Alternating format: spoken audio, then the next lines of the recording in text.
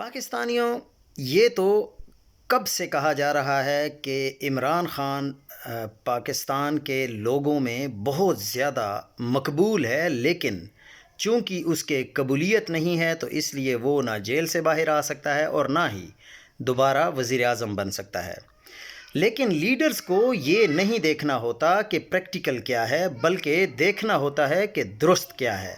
عمران خان کو ہر کوئی مشورہ دیتا ہے کہ مفاہمت کے بغیر رہائی اور آسانیاں نہیں ہیں، اور یہی پریکٹیکل راستہ ہے، کیونکہ یہی اس ملک میں ہوتا آیا ہے۔ اگر عمران خان بھی پریکٹیکل کی طرف گیا تو مزید 100 سال ایسے ہی سب چلے گا، لیکن عمران خان اس لیے ڈٹا ہوا ہے کہ وہ پریکٹیکل کی بجائے درست کرنا چاہ رہا ہے۔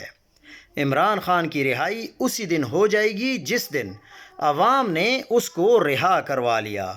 اس کے علاوہ پریکٹیکل والا راستہ عمران خان کی نظر میں آپشن ہے ہی نہیں۔